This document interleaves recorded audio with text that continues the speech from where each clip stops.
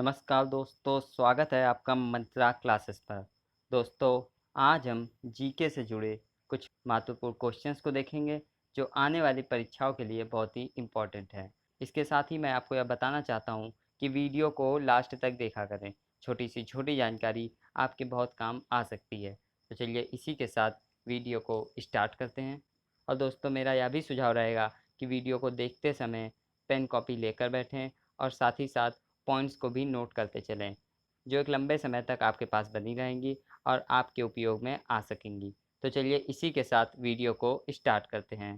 तो दोस्तों, हमारा पहला क्वेश्चन है कि किस देश में सर्वाधिक अम्लीय वर्षा देखने को मिलती है।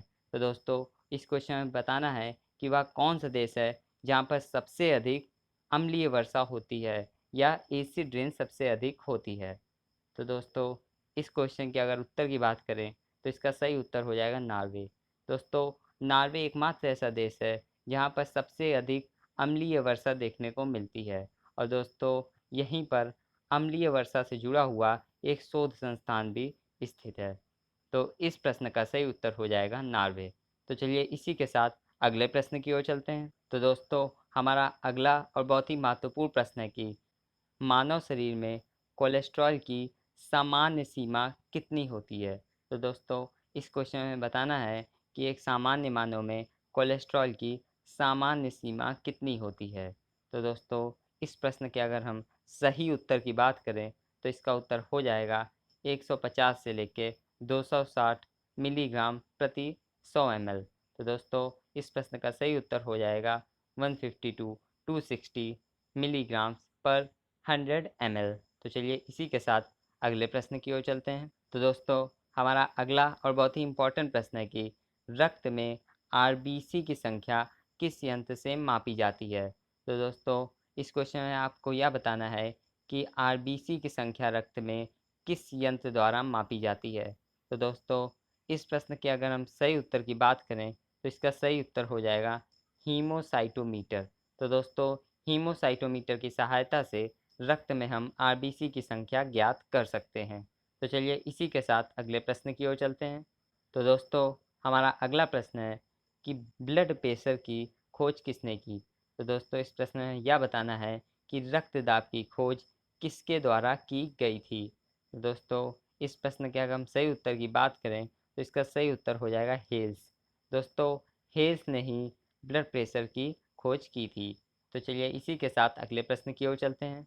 दोस्तों, मैंने इन प्रश्नों का संकलन यूपीएससी और स्टेट पीएससी एग्ज़ाम को दृष्टि में रखते हुए किया है। तो दोस्तों, आप इन प्रश्नों को हल करके अपनी तैयारी को और मजबूत बना सकते हैं और साथ ही साथ चैनल से जुड़कर आने वाले ऐसे अपडेट्स आपको मिलते रहेंगे जिसके कारण आप निरंतर अपने ज्ञान में वृद्धि कर सकते हैं।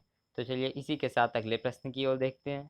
तो दोस्तों, हमारा अगला और बहुत ही इम्पोर्टेंट प्रश्न है कि अंगुलियों के निशान बहुरंगी सतह पर उभारने के लिए किसका प्रयोग किया जाता है। तो दोस्तों, इस प्रश्न में यह बताना है कि अंगुलियों को निशान को बहुरंगी सतह पर उभारने के लिए किसका प्रयोग किया जाता है।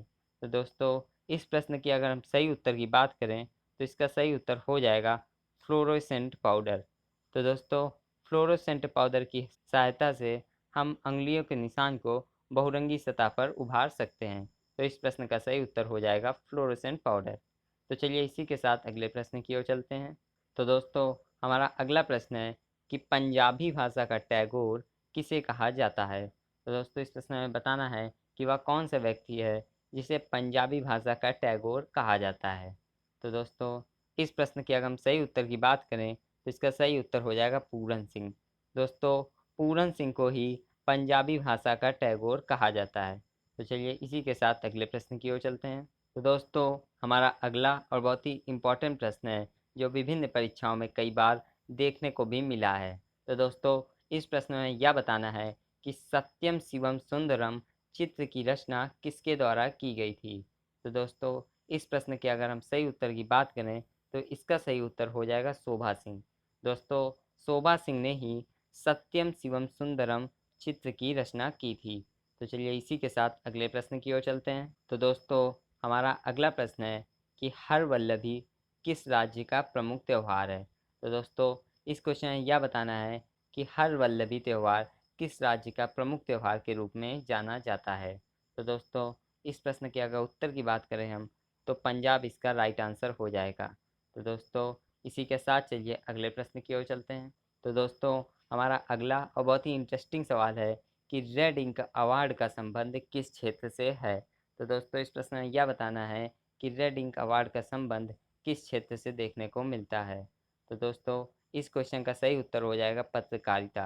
दोस्तों, रेड इंक अवार्ड का संबंध पत्रकारिता के क्षेत्र से देखने को मिलता है। तो दोस्तों, इसी के साथ चलिए अगले प्रश्न की ओर चलते हैं।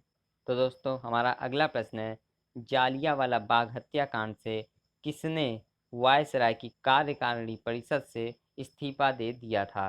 तो दोस्तों, इस क्वेश्चन में बताना है कि वह कौन सा व्यक्ति था जिसने जालियांवाला बाग हत्याकांड के बाद से वायसराय की कार्यकारिणी परिषद से इस्तीफा दे दिया था।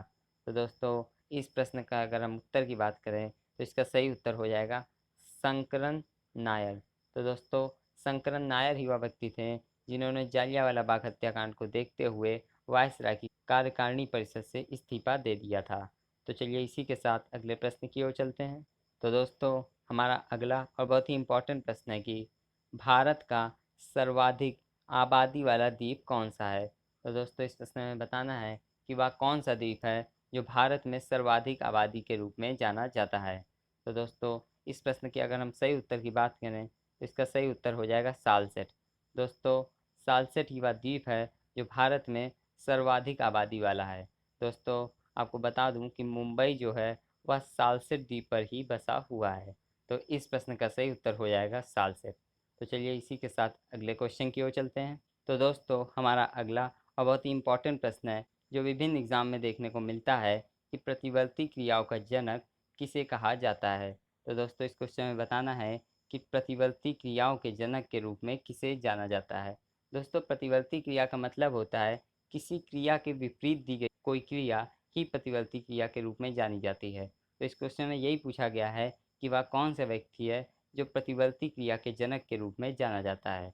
तो दोस्तों, इस प्रश्न के अगर हम सही उत्तर की बात करें तो इसका सही उत्तर हो जाएगा मार्शल हॉल। दोस्तों, मार्शल हॉल को ही प्रतिवर्ती क्रिया के जनक के रूप में जाना जाता है। तो चलिए इसी के साथ अगले प्रश्न की ओर चलते हैं। तो दोस्तों, हमारा अगला और बहुत ही इम्पोर्टेंट प्रश्न है कि राष्ट्रीय सुशासन दिवस कब मनाया जाता है? दोस्तों, इस प्रश्न में यही बताना है कि राष्ट्रीय सुशासन दिवस कब मनाया जाता है। तो दोस्तों, इस प्रश्न का सही उत्तर हो जाएगा 25 दिसंबर। दोस्तों, 25 दिसंबर को ही भारत में राष्ट्रीय सुशासन दिवस मनाया जाता है।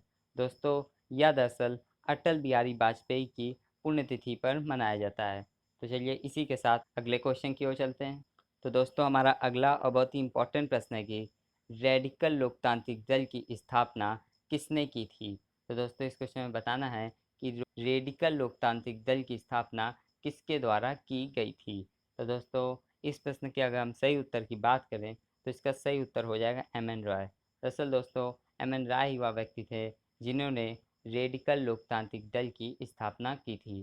तो चलिए इसी के साथ अगले प्रश्न की ओर चलते हैं। तो दोस्तों, हमारा अगला और बहुत ही इम्पोर्टेंट क्वेश्चन है कि पंचायती राज लागू करने वाला पहला राज्य कौन सा है? तो दोस्तों, इस प्रश्न में यही बताना है कि वह कौन सा राज्य है जिसने सबसे पहले पंचायती राज को लागू किया था। तो दोस्तों, इस प्रश्न का सही उत्तर हो जाएगा राजस्थान। दोस्तों, राजस्थान में ही सबसे पहले पंचायती राज लागू हुआ था।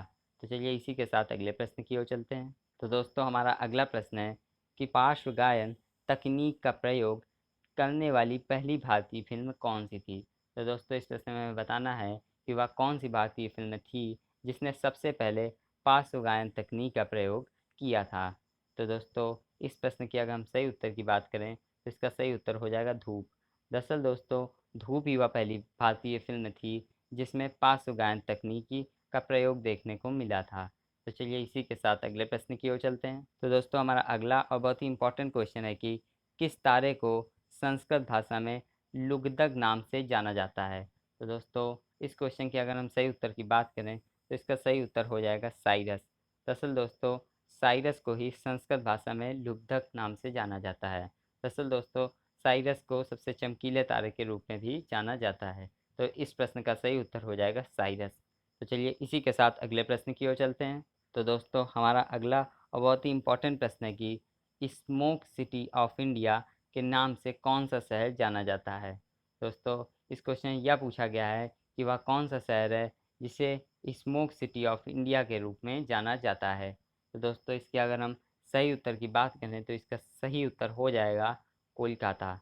दोस्तों, कोलकाता को ही भारत में स्मोक सिटी ऑफ इंडिया के रूप में जाना जाता है। तो चलिए इसी के साथ अगले प्रश्न की ओर चलते हैं। तो दोस्तों, हमारा अगला और बहुत ही इंटरेस्टिंग क्वेश्चन है कि बलियात व्यापारिक मेला का आयोजन कहाँ पर होता है। तो दोस्तों, इस क्वेश्चन में बताना है कि कहाँ पर बलियात व्यापारिक मेले का आयोजन देखने को मिलता है। तो दोस्तों, इस क्वेश्चन का सही उत्तर हो जाएगा ओडिशा। ओडिशा में ही बलियात व्यापारिक मेला देखने को मिलता है। यह दरअसल दोस्तों व्यापारियों का एक प्रकार का मेला होता है। इसी के साथ अगले प्रश्न की ओर चलते हैं। तो दोस्तों, हमारा अगला और बहुत ही इम्पोर्टेंट क्वेश्चन है कि पागलपंथी संप्रदाय की स्थापना किसके द्वारा की गई थी। तो दोस्तों, इस क्वेश्चन में यही बताना है कि किसके द्वारा पागलपंथी संप्रदाय की स्थापना की गई थी। तो दोस्तों, इस प्रश्न के अगर हम सही उत्तर की बात करें तो इसका सही उत्तर हो जाएगा करमशाह। दोस्तों, करमशाही वह व्यक्ति थे जिन्होंने पागलपंथी संप्रदाय की स्थापना की थी। तो चलिए इसी के साथ अगले प्रश्न की ओर चलते हैं।